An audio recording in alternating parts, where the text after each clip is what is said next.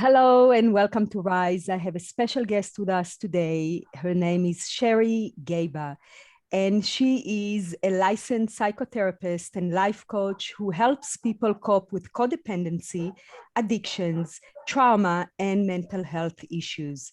As a leading expert on addiction and recovery, Sherry's TV appearances include VHIS, Celebrity Rehab, CNN, Inside Edition, The Robert Arvin Show, and Access Life E! News, among others. She has been featured in Cosmopolitan, Women's World, the LA Times, Thrive Global, the New York Post, Marriage.com, and other leading publications. Sherry is the author of the best-selling book, Infinite Recovery, which addresses recovery from addiction and alcoholism through the lens of the law of attraction. Sherry is also the author of Love Smacked, in which Sherry addresses relationship addiction and codependency, and is a contributor writer to the book Chicken Soup for the Soul, Tough Times, Tough People. Welcome, welcome, Sherry. Oh, thank you for having me, and thank you for doing the work that you do in the world. And I think you're in South Africa, so that's pretty exciting. I'm here all the way in California. Right, thank you so much. So yeah, forgive me if I pronounce some things a bit weirdly, but as you can hear, I'm not a native English speaker. You're doing great. Thank you so much. So yeah, addictions, that's a big topic, right? I think I've yet felt to meet someone that has no addiction whatsoever, right? Unless they really worked on themselves. And even then some little addictions sweep in. So yeah, I would love to hear from you. First of all, maybe let's dive into why do codependents and narcissists attract each other? So I just want to say, first of all, I do more now with codependency and love addiction and narcissistic abuse, toxic relationships. I started my career with addiction. I was on a national TV show, Celebrity Rehab, and I was married to an alcoholic. And then I realized that I was really the codependent, which is really the family member of the addict alcoholic. So I started really working on myself on a much greater level and just changed everything that I'm doing in the world. So addicts and narcissists are often the same. So, you can kind of interchange them. A lot of addicts have narcissistic traits, but, maybe cliche in the movie, but the good girl attracted to the bad boy theme is a really, it's a very real part of the lives and experiences of women across the world.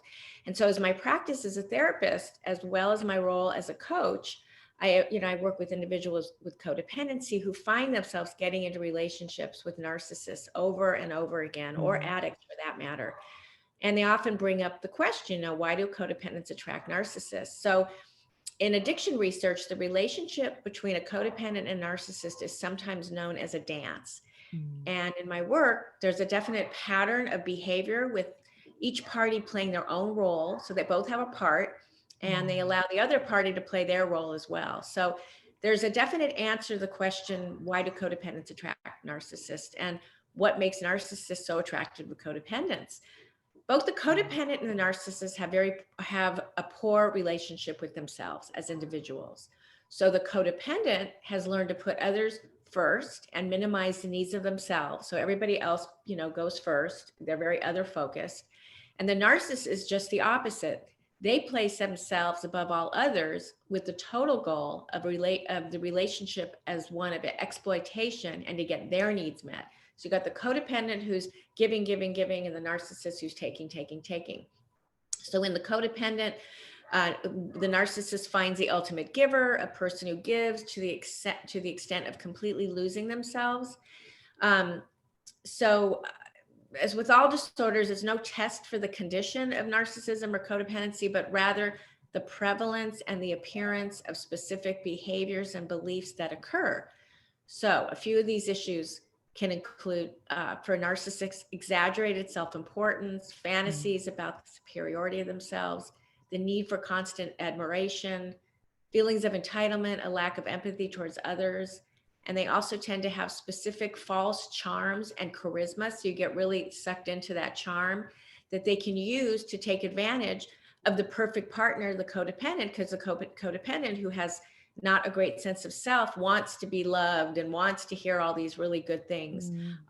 So that is how the narcissist kind of lures the codependent in. They mold into the needs of the codependent in the early signs of the relationship, and then only showing their real narcissistic personality once the relationship is formed.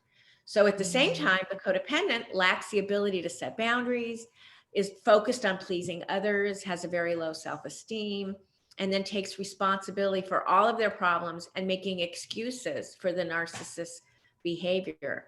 So by considering these are two partners in a dance, it's not surprising to see how they fit together. So in my coaching with codependents, helping the individual to see why this attraction occurs is critical in the individual being able to break that cycle and engage in healthy relationships. Sure, that is such a interesting collaboration between the energies, and you just said it so well. And so, what is trauma bonding? Well, first I'll just mention a little bit about trauma in general. So both codependents and narcissists usually have a history of trauma, not always. Sometimes codependents are just very compassionate, loyal, loving, sort of empathic people, empaths as we call it. And then a narcissist kind of, globs onto that. And then before you know it, the codependent now has low self-esteem and is completely mesmerized by this charming narcissist. But most of the time, a codependency and a narcissist has early trauma issues. So they were either abandoned, or they were neglected, or maybe their parents were addicts. Most likely their parents were physically or emotionally unavailable. In my case, I was a preemie baby. I was 3 pounds. I lived in an incubator my first few months. My mother, I'm 62. So in those days, they didn't allow mothers to hold their little newborns. Nowadays, they know that infants need all that love and touch and bonding and nurturing. I didn't get any of that. So we know that infants have cell memory. So my memory of that, I don't have like conscious memory, but somewhere inside of me, I felt that abandonment early on. I mean, I think of my own grandchildren and I think of how much love we give them the first few months of their life. And I can't even imagine one of them being in an incubator, fed through their feet, not having a sucking response, nobody picking them up, or not very often, or at least every time they cried. So we know that was, this kind of early trauma is definitely impactful for someone to have abandonment issues. So that's just my story. But there can be all kinds of stories of early trauma. Someone could be molested, abused. I mean, it goes on. But trauma survivors can be magnetized to each other. So we call this trauma bonding. One is overly aggressive and the other is overly passive. So one is controlling and the other is accommodating. And that's why codependents are often attracted to narcissists. They end up manipulating each other as a way to get the other partner to validate their inner reality that has been lost. So it's, they're both looking for something. The codependent wants to be loved, the narcissist wants the attention, and they're both kind of fighting for this. And so each of them provide that, and that's how they're magnetized to each other. So for example, this can show up as insecurity for one of the partners in a relationship. If one needs constant validation by the other and the other does not meet that needed validation, he or she may start to feel very insecure. The other partner not giving constant validation may not even understand the pathological need of the other to be validated. So the insecure partner may push the healthy partner away with all their demands for validation. That's if that person is not a narcissist. The partner that needs the validation feels all the early abandonment triggers, especially when they stop getting that validation. They're always looking on the outside for that validation. So they really don't have a connection to themselves inside. And the obsession for validation can destroy anything good in their life, including the potential for a healthy relationship. For example, a couple I'm seeing, if the partner who isn't validating has an avoidant personality and fears intimacy, he or she will definitely not validate the overly needy partner. I have a couple I see right now where he's just really unavailable and she's really needy, and there's just push and pull. So trauma bonding is made up of the needy partner, the pursuer, the love addict or a codependent, and the avoidant partner, who's usually the narcissist, who is the emotionally unavailable partner who avoids connection at all costs. But truly, they both lack trust of their inner realities and the realities of others, but they're expecting others to fill what they can't fill within themselves. Sure, and I know that you're talking about love bombing. What is that term for? Well, love bombing is what happens when you first meet someone. Being swept off your feet can feel really fun and really exciting. Having someone, shower you with affection and admiration is very exhilarating. And that's very common in the beginning stages of a new relationship. But love bombing is a little bit different. It's a whole other story. And it happens when someone overwhelms you with loving words and actions and behavior as a manipulation technique, a technique to really just kind of suck you in. It's often used to win over your trust and affection so that they can meet a goal of theirs. And their goal is to really get that person to want, to be with them. And that's how they do it. They manipulatively, and they know how to find someone who needs that attention and validation. And that's how they're attracted to codependents and love addicts. And then love addicts and codependents are attracted to all that love bombing attention. So love bombing often involves, over the top gestures, such as sending you inappropriate gifts, dozens of bouquets of flowers, buying expensive plane tickets for a vacation, and not taking no for an answer. They're very pushy, really. And they're very obsessive, and it's almost like an addictive quality to get you to want to be with them. And all of this can seem harmless, but the point is to manipulate you into thinking that you owe them something. So it's really to get something in return. So most often, love bombing is done by a narcissist with the intent of drawing in and gaining control over the person who is being love bombed, the codependent or love addict. We all crave admiration, but constant praise can make your head spin. It gets really uncomfortable. So if someone's expressing undying love after just a short amount of time, that's a potential red flag, and it's usually not very genuine. When they say things like, oh, I love everything about you, I've never met anybody as perfect as you, you're the only person I want to spend time with. On their own, these phrases aren't necessarily harmful, but it's important to consider them in the larger context of someone's overall behavior. They also text and message you 24/7. They're in constant communication with you. It's definitely a red flag if the communication feels very one-sided and very overwhelming. You have like that icky feeling inside you. It's like, oh, this doesn't feel right. Especially if they're texting you early in the morning, every hour on the hour. And then when your focus isn't on the other person, then they become angry. So they're trying to get you to suck you in. And if you're not responding, then they become really angry. And this can look like pouting when you're on the phone with friends or refusing to leave after you say you have to go to work. True love does not want all your time and energy focused on them alone. True love respects other people's commitments and ideas and boundaries. They're really just trying to convince you that they're your soulmate, that you're born to be together. It's fate that you met. You understand me more than anyone else. We're soulmates. And they just want a commitment. They want it now. So there's just really this lack of boundaries. Yeah, that all makes sense. Hey? You just laid out this relationship dynamic that I think is very prevalent, right? I mean, it's quite it's quite common, isn't it? It's very common. It's becoming more and more common. But there are things you can do to, like I just mentioned, if you see some of these behaviors, if you have some intuition that this doesn't feel right, if you haven't worked on your own insecurities, your own, abandonment issues, if you are a love addict, if you're a codependent, you're going to be really vulnerable. My mother met someone like this. My father had died, and she was very vulnerable, very insecure, really needed a lot of attention, was grieving over my dad, and a narcissist con man, who was really just looking for money, actually love bombed my mother. And before you know it, my mother was in this really toxic relationship. And eventually we had to sue him and go to court, get a restraining order, because he was just an awful human being. He was sick. He was a narcissist. He was, mentally ill, and he was love bombing her, and he was he just was a con man. So these people are very, very sick. They're very charming. If you are, you know, he wouldn't have charmed me because I found him to be repulsive. But, you know, my poor 78-year-old mother, you know, thought he was God's gift because my dad had just passed away. And all of a sudden this man is giving her all this attention.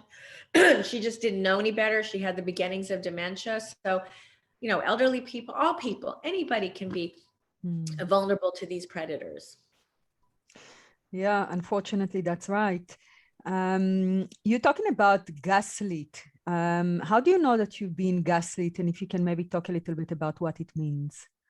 Well, they're basically liars. They tell blatant lies, and you know it's an outright lie. They're telling you this lie with a straight face, and because they're setting up a precedent. So once they tell you a huge lie, you're not sure if anything they say is really true. Keeping you unsteady and off kilter is the goal. So it's this crazy making. They deny they ever said anything, even though you know they did and you know you have proof. It's crazy making. You know they said they would do something, you know you heard it. My first husband, he would say, I didn't go to the ATM machine. I didn't take money out. And then you look at the, you know, the statement and you see that he took money out, but it's this constant lying. And basically they out and out deny it. And then it makes you start questioning your reality. So if you already have a shaky self-esteem, then you start to second guess yourself. And then you think, well, maybe they never said that. And the more they do this, the more you question your reality. And then you start accepting their reality, which is really dangerous. And they use what is near and dear to you as ammunition. They know how important your kids are. They know how important your identity is. So those may be one of the first things they attack. I remember in my one relationship, I was going to school to be a therapist, and he said, you're going to be a terrible therapist. You know, I mean, and I knew I was going to be a good therapist. I mean, that's not the best example, but another example might be, oh, you know, you have a housekeeper raising your kids. Why aren't you raising your kids? Just really cruel and abusive, very bullying. If you have kids, you know, they tell you that you should not have those children, like what my ex had said, you know, you're others are raising your kids. You're not raising your kids. They go for the juggler, you know, they go for that thing that hurts the most. And they tell you you'd be a worthy person if only you didn't have a long list of all these negative traits. And they just attack the foundation of your being. They wear you down over time. And this is one of the insidious things about gaslighting. It's done gradually over time. A lie here, a lie there, a snide comment every so often, and then it starts to ramp up. And even the brightest and even the most professional women, the most successful women, the most self-aware people can be gaslit. It's like the frog in the frying pan analogy. The heat is turned up slowly and the frog doesn't realize what's happening. And then before you know it, the frog burns. Their actions don't match their words. When you deal with a person or entity that gaslights, look at what they're doing rather than what they're saying. What they're saying means nothing. It's like someone who says, I'm going to get sober. I'm going to go to 12-step meetings. And then they don't, you know, it's just talk. You know, what are they actually doing? And then they throw in positive reinforcement, like love bombing, to confuse you. So this person will cut you down, tell you that you don't have value, and then all of a sudden is praising you. So there's intermittent rewarding. And this adds an additional sense of uneasiness. You think, well, maybe they aren't so bad, or yes, they are. This is a calculated attempt to keep you off kilter, and again, to question your reality. They want you to question your reality. And then also look at what you're praised for. It's probably something that served the gaslighter. They're probably telling you something good about yourself that will meet their needs. And they know that confusion weakens people. You know, gaslighters know that people like having a sense of stability and normalcy. Their goal is to uproot this and make you constantly question everything. And humans have a natural tendency to look to the person or that will help you feel the most stable. And that happens to be the gaslighter. And they project. They are a drug user, a cheater, yet they're constantly accusing you of that. And this is done so often that you start trying to defend yourself and are distracted by the gaslighter's own behavior. Then they try to align people against you. They're masters at manipulating and finding the people they know that will stand by them no matter what. And then they use these people against you. I remember when my mother had this narcissist, he went and lined up all these friends of my mother's that he knew would be on his side. God only knows why. And he just kind of lined them up. And then that too made my mother think, well, if these people are saying this, then it must be true. I mean, they'll make comments like, this person that, knows that you're not right, or this person knows you're useless.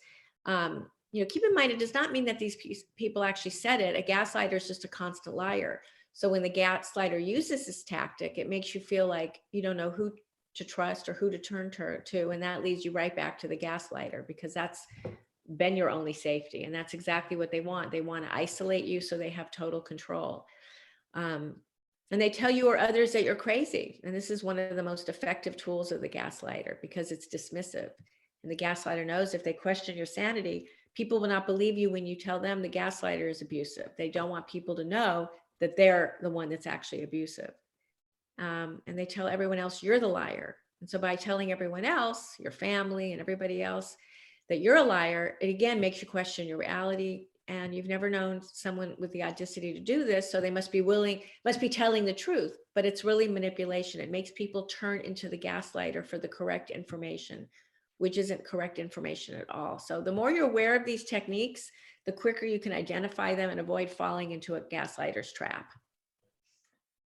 Sure. So yeah, I'm sure it moves something in the people that listening that can resonate to anything that you said. And say if that's the case, if somebody that is listening now think, oh my goodness, I'm in that kind of a dynamic to a certain shape or extent, what do I do now?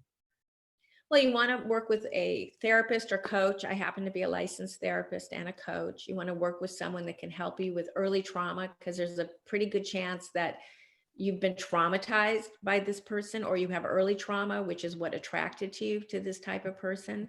So you really want to find the right support. You certainly want to work on your abandonment issues, your self-esteem issues.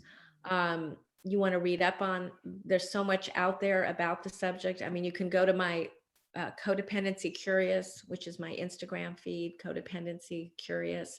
And I have all kinds of great videos and posts.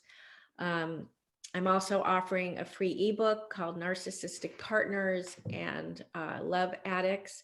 So you'll have a link there. It'll be provided on my page. And then I have a support group. I have a support group called Wake Up Recovery for toxic relationships and codependence, and we'll have a link for that as well. And so I provide support. I do monthly group coaching. If you really have true abandonment, you really want to work with a therapist like myself.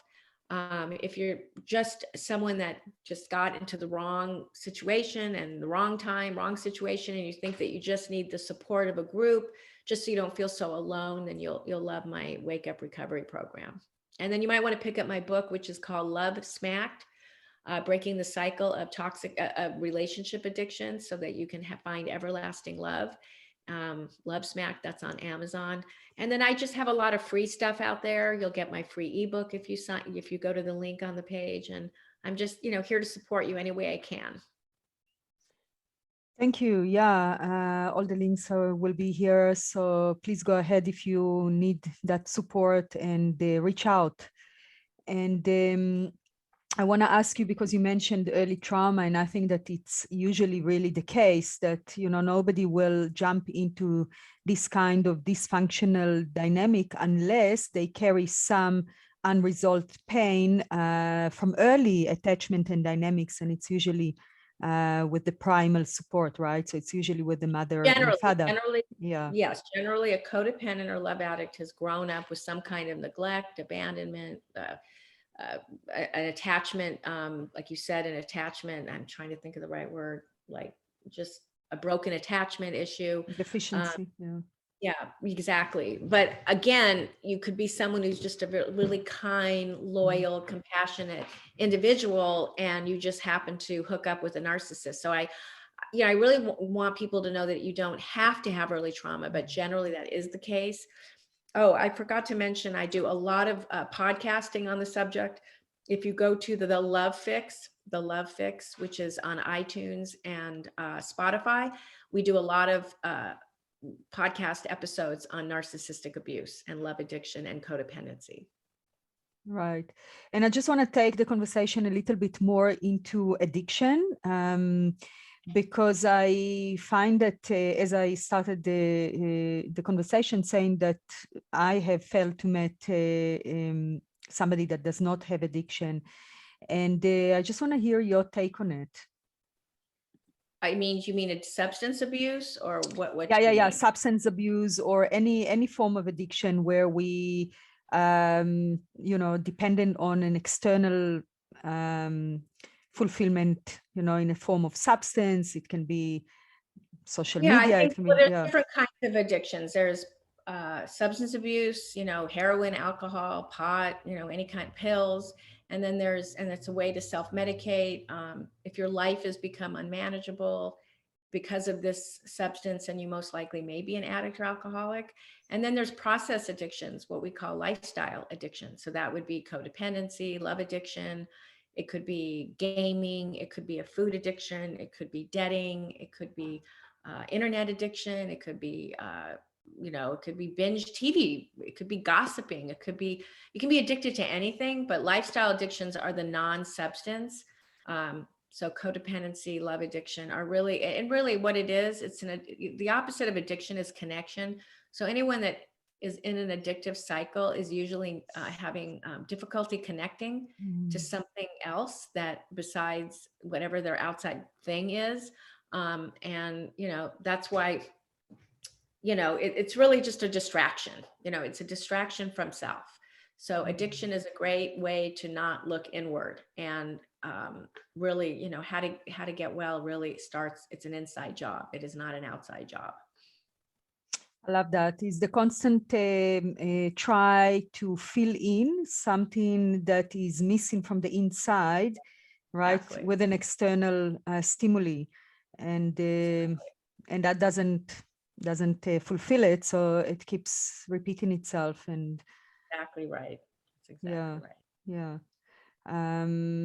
Yeah. So you really concentrating, I see, in that dynamic between two people. And do you think there is, say people are married for many years, they together, and they realize that they have that dance that you described? Is there a way to work on it within the relationship, or from your experience, this relationship is I always toxic? think people might want to start with individual work before they do anything. And then, they can also find somebody to do couples work. I mean, I think there's always hope for anybody to break a cycle, any kind of dynamic that's dysfunctional. But, I work with couples sometimes, and then I just recommend, I really can't help you. You really need to get some individual support first, and then come back to me when you've started working on your own issues, or maybe they can have a couples therapist and then they can have their own individual therapy. But there's always support out there. Right. Yeah, I love it how you said that it starts from working on oneself, and that's true for everything, right? It's always from the inside out. And maybe sometimes if one work on themselves, that can already change the dynamic dance of the relationship, even without the other doing really much to, Definitely. right? Yeah. Right. I have a couple I'm seeing right now. So he's smoking a lot of pot, and she keeps asking him, are you smoking? Are you smoking? And then he's gotten into this dynamic of lying to her. So now she doesn't trust him, but asking him is not going to help. So what I recommended is he go to, a Marijuana Anonymous program, and she go to her own program to help her, something like my program or Al-Anon or some other type of program for the spouse or the family member of the addict. Then they can work on these things. I don't think grilling him is going to help him. I think she's got to learn to accept that he's either going to get sober or he's not going to get sober. It's really, she's powerless really over that. And by asking him all the time, it's not going to make things easier. But the problem is he's been lying so much that it's, in a way he's been gaslighting her really, because he keeps saying, no, I'm not high. I'm not high. And she knows he is. And just because, when you start breaking the trust like that, that's why you really need your own support, and then couples support. If you're in a place, again, if there's a lot of trauma, sometimes you have to do that work first, then get into couples therapy. But it just depends on the couple.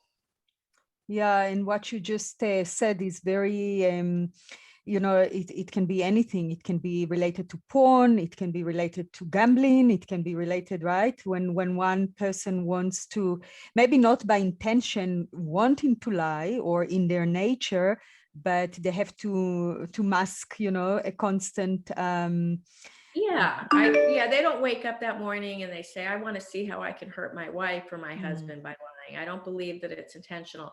That's part of the disease of addiction. That's part, that's what you do when you're trying to cover up and you have a lot of shame of what you're doing, or you don't want the confrontation of the other person.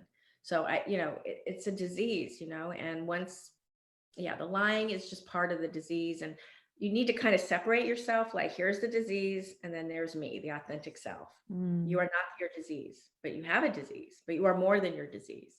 This couple that I'm talking about, he was feeling really shameful. And I said, try not to go down that rabbit hole of shame, because, you're here, you're showing up for yourself, you want to get help. You've hit a little bump. And so let's kind of start here and not feel like, excuse me, a piece of shit because of your lying. It's part of the pot. And then I say, that is a consequence of smoking pot. So if you're not sure if you have a problem and you're still kind of questioning it, I would say lying makes it a problem, because you're already disrupting the trust in your relationship. And I know that relationships are really important to you. So you might want to look at that as a consequence of your smoking pot. Even if you're functional and you're manageable and you're going through life and everything's good, but you keep lying about it, there's probably a problem.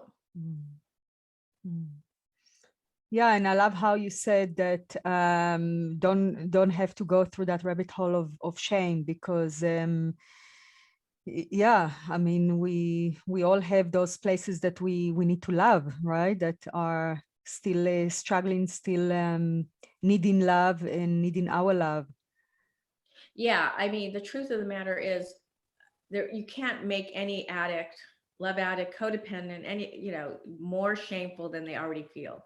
So beating them up, making them feel bad, trying to guilt, manipulate, is not going to work. And it's good. Like I said, you can't do anything more than they already feel about themselves. They already feel really bad. I mean, my ex-husband is an alcoholic. He's still struggling. And once in a while, I pick up the phone when he calls and he's still struggling. And, beating him up or telling him, God, you're still drinking. What's wrong with you? No, I just say, whenever you're ready for support, I can give you some names of some rehabs. I'm happy to help you do that. And that's the best, that's the best you can do for someone, is support their journey, support their recovery, and don't buy into their disease. If they're, don't give them money. If they're a drug addict, don't enable them, just love them and support them and support their recovery. Right. Yeah, exactly. And then it's your choice whether you can still be in the relationship or it's too destructive for yourself, for your own good, right? Right. My life became unmanageable. I was obsessed with getting him sober. I spent about I met him, he was sober, and then 7 years into the marriage, he had an accident. He got on painkillers and he started drinking, and it was just crazy making for 3 years, and I couldn't do it anymore. So I had to divorce him. So we've been apart for 9 years, and he's still struggling. Right. And ultimately, I'm detached. I mean, I'm very detached. Yeah. I mean, I love from afar, like I only wish him love and light, but I'm not attached to it. I hope nothing happens to him, and I'll always gear him into the right direction if he asks for help, but I am no longer attached to that. You really need to remove yourself for a while before you can actually, like, people will say, well, why aren't you angry? Like, you were already in your 50s and this happened to you and now you're single again and blah, blah, blah. I'm not angry. I mean, I'm not angry because this is his journey, and I had my own journey. I had my own issues. Why did I keep picking unavailable people? He just was the unavailable alcoholic. And so this was a really good wake-up call. It's why I call my program Wake Up Recovery. It was a wake-up call to go, oh, I got to look at my part. Why do I keep attracting? And, now I have a healthy, wonderful relationship.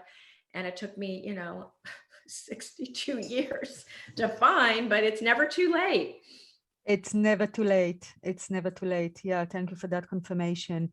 And yeah, it's again, the dance of life, right? We in a relationship, that's our biggest teachings, right? They're lessons. That's the biggest lessons. And yeah, everybody comes into your life for a reason. Even the guy that, questioned my parenting and told me I'd be a terrible therapist and I was a terrible mom. If it wasn't for him, I would have probably never gone back to school to become a therapist.